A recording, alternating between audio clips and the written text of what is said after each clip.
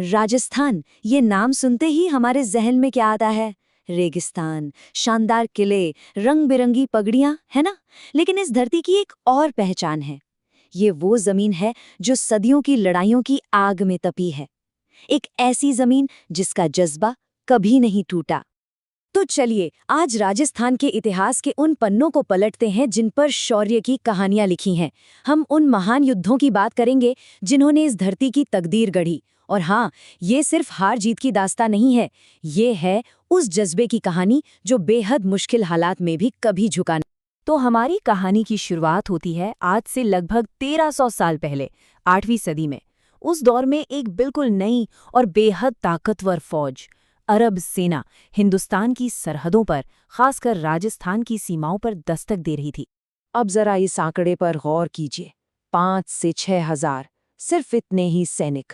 ये थी 738 ईस्वी में अपनी मिट्टी की रक्षा के लिए एक साथ आई राजपूत गुर्जर सेना की ताकत। और उनके सामने खड़ी थी 30,000 से भी ज्यादा सैनिकों की एक विशाल अरब फौज। सोचिए, कहाँ 5-6 हजार और कहाँ 30,000 से ज्यादा। ये लड़ाई किसी भी लिहाज से बराबरी की नहीं थी, लेकिन जैसा मैंने कहा, ये राजस्थान के योद्धा थे और पीछे हटना उनके खून में नहीं था। तो फिर हुआ क्या? हुआ वो जिसकी शायद किसी ने उम्मीद नहीं की थी। नागभट्ट प्रथम और बप्पा रावल जैसे सूरमाओं की लीडरशिप में उस छोटी सी सेना ने कुछ ऐसा कर दिखाया जो आज भी हैरान कर देता है। उन्होंने ऐसी जबरदस्त जीत हासिल की कि दुश्मन इतिहासकार सुलेमान को भी लिखना पड़ा कि मैदान में मुसलमानों को भागने के लिए कोई जगह तक नहीं मिली। और इस एक जीत का असर देखिए, इसने लगभग 200 सालों तक इस इलाके को बाहरी हमलों से महफूज रखा।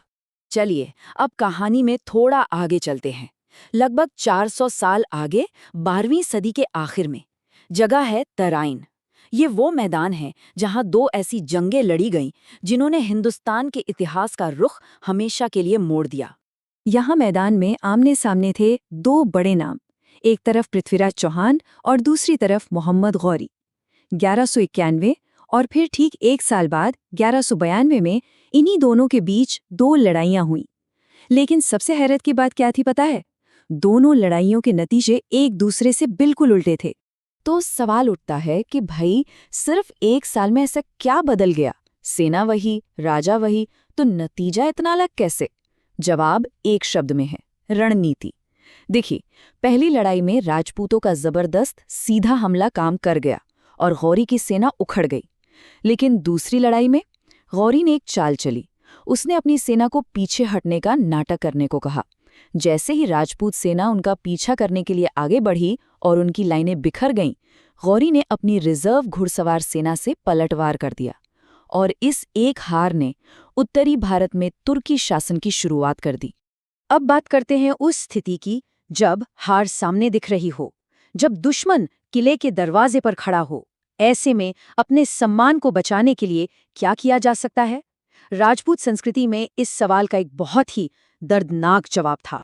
इस प्रथा को कहते हैं जौहर। ये एक ऐसा सामूहिक आत्म बलिदान था जिसमें राजपूत महिलाएं दुश्मन के हाथों पकड़े जाने और अपमानित होने से बचने के लिए आग में कूदकर अपनी जान दे देती थी। और जब महिलाएं जौहर करती थीं तो पुरुष केसरी बाना पहनकर किले के दरवाजे खोल देते थे और अपनी आखिरी सांस तक लड़ते थे। इसे साका कहा जाता था।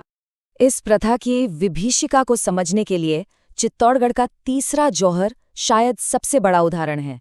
ये बात है 1567 की, जब सम्राट अकबर की फौज ने किले की दीवारें तोड़ दी तो लगभग 8,000 राजपूत योद्धा साका के लिए तैयार हुए, अपनी अंतिम लड़ाई के लिए। और किले के अंदर हजारों महिलाओं ने अपने सम्मान की रक्षा के लिए जौहर की ज्वाला को गले लगा लिया। अब हम राजस्थान के इतिहास के एक ऐसे शख्सियत की बात करेंगे जिनका नाम ही काफी है, मेवाड़ के महाराणा प्रताप।